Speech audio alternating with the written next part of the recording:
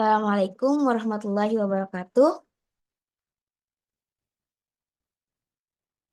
Waalaikumsalam warahmatullahi wabarakatuh. Di sini saya Rizkia Halifatul Jannah akan menyampaikan materi tentang karakteristik manusia Indonesia. Di sini saya mengambil studi kasus pembentukan karakter anak usia dini dalam rangka layanan PAUD berkualitas.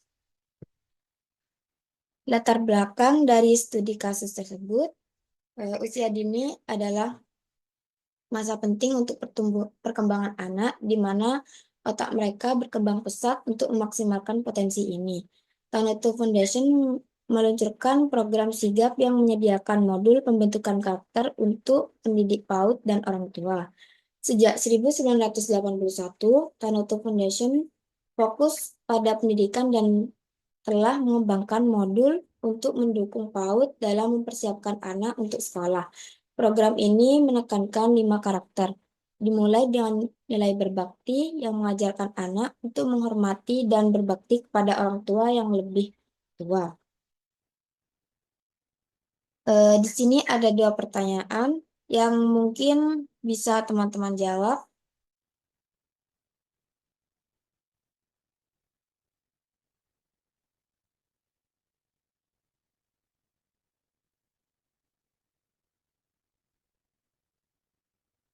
Mungkin ada yang mau menjawab, bisa raise hand.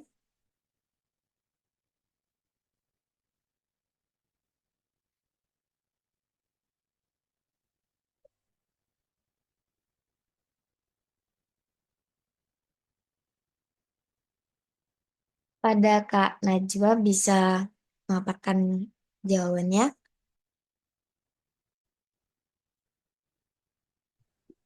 Baik, terima kasih atas waktu yang telah diberikan. Saya akan menjawab pertanyaan nomor 1. Dalam konteks kerukunan, bagaimana cara terbaik untuk mengajarkan anak menghargai perbedaan di lingkungan sosial mereka? Menurut saya, mengajarkan anak untuk menghargai perbedaan di lingkungan sosial itu dapat dilakukan melalui beberapa pendekatan. Yang pertama, memberikan contoh perilaku positif. Orang tua dan pendidik harus menunjukkan sikap terbuka dan menghormati perbedaan sehingga anak dapat meniru perilaku tersebut. Yang kedua, mengadakan diskusi terbuka, menciptakan lingkungan di mana anak merasa nyaman untuk bertanya dan berbicara tentang perbedaan budaya, agama, dan tradisi. Yang ketiga, mengadakan kegiatan kolaboratif dengan melibatkan anak dalam proyek atau aktivitas yang melibatkan orang dari latar belakang berbeda untuk meningkatkan empati dan toleransi. Dan yang terakhir, eh, cerita dan buku. Kita bisa menggunakan buku yang menceritakan tentang keberagaman untuk membantu anak memahami pentingnya menghargai perbedaan. Sudah, itu menurut saya. Terima kasih. Terima kasih buat jawabannya. Mungkin ada yang mau menjawab lagi. Kepada Kak Yofi, boleh memaparkan jawabannya. Baik, terima kasih atas kesempatannya. Mengapa penting bagi anak untuk belajar bersyukur dan bagaimana hal ini dapat memengaruhi perkembangan emosional mereka? Belajar bersyukur penting bagi anak karena membantu mereka melihat sisi positif dari setiap keadaan, baik itu besar maupun kecil. Ketika anak belajar bersyukur, mereka cenderung lebih puas dengan apa yang mereka miliki, merasa lebih bahagia dan tidak terlalu fokus pada hal-hal yang tidak mereka punya.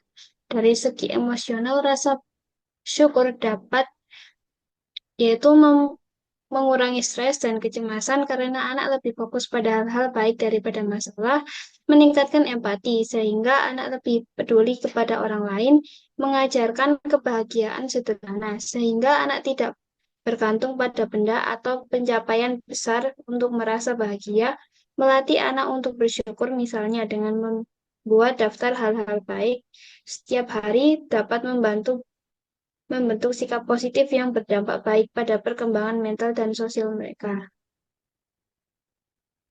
Terima kasih. Terima kasih atas jawabannya yang sangat bagus sekali. Selanjutnya, akibat yang muncul jika masalah tidak mendapatkan solusi.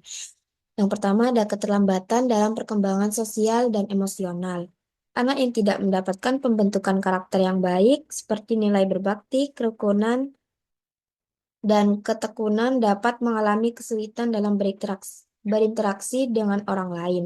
Mereka mungkin kurang mampu berempati, menghargai perbedaan, atau bekerja sama dengan teman dan orang di sekitarnya. Yang kedua, ada masalah dengan disiplin dan tanggung jawab. Tanpa pelajaran mengenai tekunan dan disiplin, anak dapat menjadi kurang ulet dalam menyelesaikan tugas, mudah menyerah, atau bahkan mengabaikan tanggung jawab mereka. Yang ketiga, ada kesulitan dalam mengelola keinginan dan emosi. Anak yang tidak diajarkan tentang nilai kesederhanaan dan bersyukur mungkin mengalami kesulitan dalam mengelola keinginan mereka. Mereka mungkin terbiasa berfokus pada apa yang mereka inginkan tanpa mampu membedakan kebutuhan dan keinginan. Yang terakhir, ada penurunan kualitas hidup dan kesejahteraan mental. Anak yang tidak memiliki sikap bersyukur dan tidak diajarkan untuk menghargai apa yang mereka miliki bisa beresiko memiliki pandangan hidup yang negatif atau cemas. Mereka mungkin merasa selalu kurang atau tidak puas yang dapat berdampak pada kesehatan mental dan kesejahteraan emosional mereka. Tawaran solusi. Yang pertama ada pengembangan kurikulum PAUD yang inklusif. Rancangan kurikulum yang tidak hanya fokus pada aspek akademis, tetapi juga mengintegrasikan nilai-nilai karakter yang diajarkan oleh Tanoto Foundation. Ini dapat mencakup kerjasama, penghargaan terhadap perbedaan, dan pembelajaran berbasis proyek. Yang kedua, ada pelatihan untuk pendidik dan orang tua. Selenggarakan workshop atau seminar bagi pendidik PAUD dan orang tua untuk memperdalam pemahaman mereka tentang pentingnya pembentukan karakter. Memberikan contoh praktis tentang bagaimana penerapan nilai-nilai tersebut dalam kehidupan sehari-hari. Yang ketiga ada program monitoring. Buat program monitoring di mana mahasiswa dapat menjadi mentor bagi pendidikan PAUD. Pengembangan ini materi pembelajaran yang mendukung karakter anak dan perkembangan mengalam, pengalaman tentang cara terbaik untuk menanamkan nilai-nilai tersebut. Yang terakhir ada pembuatan sumber daya edukasi. Kembangkan buku cerita, permainan, atau alat bantu pembelajaran yang dapat digunakan di PAUD untuk mendukung pengajaran nilai-nilai karakter. Alat bantu ini dapat dirancang untuk menjadi interaktif dan menarik bagi anak-anak. Yang terakhir ada kesimpulan. Artikel ini menyimpulkan bahwa usia dini adalah fase penting dalam perkembangan anak, di mana pembentukan karakter dan kemampuan harus diperhatikan. Panutu Foundation memulai program sigap pengembangan modul karakter berbasis 5 nilai, yaitu berbakti, kerukunan, ketekunan, kesederhanaan, dan bersyukur, yang ditunjukkan untuk pendidik PAUD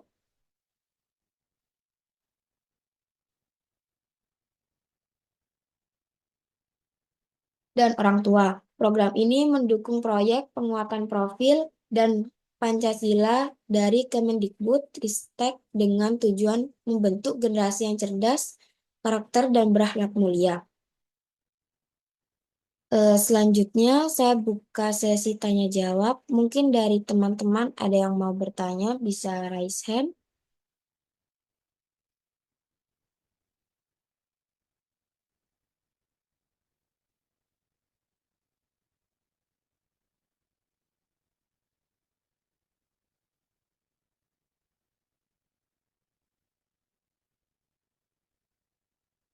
Pada Kak Najwa bisa memaparkan pertanyaannya. Baik, pertanyaan saya yaitu Apa dampak jangka panjang yang mungkin terjadi jika pembentukan karakter anak tidak diperhatikan? Terima kasih. Mohon diketik di kolom chat ya.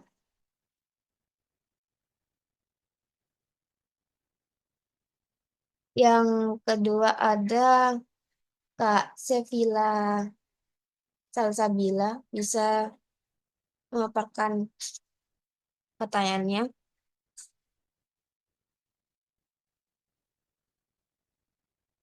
Baik, terima kasih atas kesempatannya. Pertanyaan saya, bagaimana cara yang bisa dilakukan apabila seorang anak mengalami masalah dalam perkembangan bahasa dan bicara? Bisa ditulis di kolom chat ya. Yang terakhir ada Kak Devia Farel, Farel, bisa memaparkan pertanyaannya. Baik, izin bertanya, bagaimana cara kamu ikut terjun dan menanamkan sikap dan karakter yang baik pada anak-anak usia dini? Terima kasih. Bisa ditulis di kolom chat ya.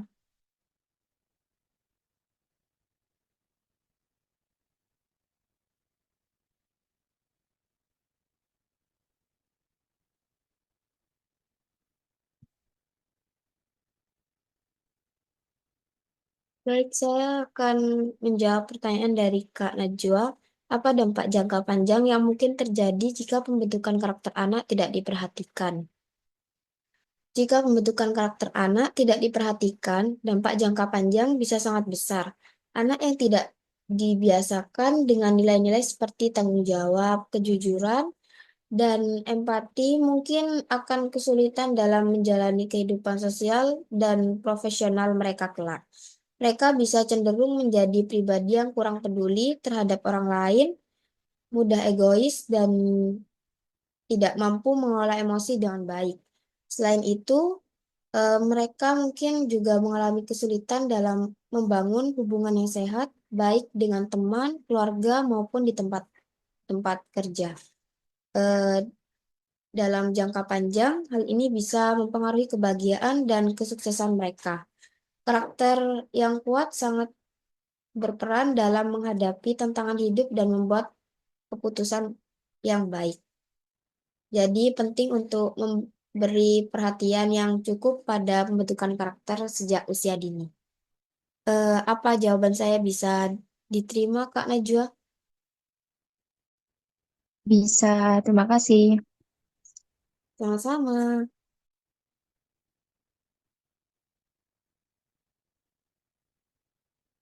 Saya akan menjawab pertanyaan dari Kak Sevilla Salsabila. Bagaimana cara yang bisa dilakukan apabila seorang anak mengalami masalah dalam perkembangan bahasa dan bicara? Jika seorang anak mengalami masalah dalam perkembangan bahasa dan bicara, eh, ada beberapa yang bisa diambil untuk membantu. Yang pertama itu ada eh bisa berkonsultasi dengan dokter atau ahli terapi bicara. Mereka dapat melakukan evaluasi dan memberikan diagnosa yang tepat mengenai kondisi anak. Selain itu, orang tua bisa membantu dengan berbicara lebih banyak dengan anak, menggunakan kalimat sederhana dan memberikan waktu yang cukup bagi anak untuk merespon. Membaca buku bersama dan melakukan aktivitas yang melibatkan komunikasi seperti bermain peran atau menyanyi juga dapat membantu merangsang perkembangan bahasa. Lingkungan yang positif dan penuh dukungan sangat penting, serta bersabar karena setiap anak berkembang dengan cepat dan berbeda. Apa jawaban saya bisa diterima, Kak Sevilla? Bisa, terima kasih itu jawabannya. Sama-sama.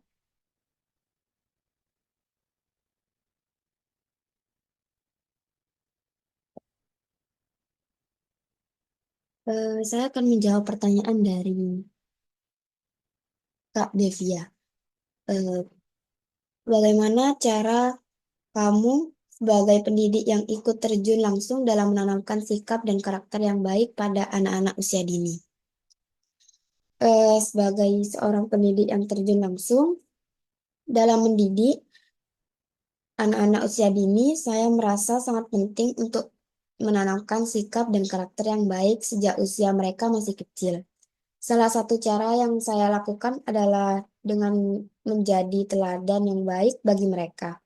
Anak-anak usia dini cenderung meniru apa yang mereka lihat. Jadi saya berusaha untuk eh, selalu menunjukkan sikap yang positif seperti sopan santun, tanggung jawab, dan empati dalam setiap tindakan sehari-hari. Selain itu, saya juga memberikan kesempatan kepada mereka untuk belajar melalui pengalaman langsung, misalnya dalam kegiatan sehari-hari di kelas. Saya mengajarkan pentingnya bekerja sama, menghargai teman, dan menyelesaikan masalah dengan cara yang baik. Saya menggunakan permainan edukatif yang mengajarkan nilai-nilai tersebut, serta selalu memberikan pujian dan apresiasi ketika mereka menunjukkan sikap positif. Yang tak kalah penting adalah membiasakan mereka untuk berbicara tentang bahasa dan pemikiran mereka agar mereka bisa memahami dan mengelola emosi dengan baik. Saya percaya dengan pendekatan yang penuh kasih sayang dan konsisten, anak-anak dapat tumbuh menjadi pribadi yang memiliki karakter kuat, mandiri, dan mampu berinteraksi dengan baik di lingkungan sosial mereka. Apa jawaban saya bisa diterima, Kak Devia? Bisa, terima kasih. Sama-sama. Sepertinya sudah cukup untuk sesi tanya jawab dan saya tutup untuk diskusi pada hari ini. Mungkin ada kata yang salah atau kurang mengesankan. Terima kasih. Assalamualaikum warahmatullahi wabarakatuh. Waalaikumsalam warahmatullahi wabarakatuh.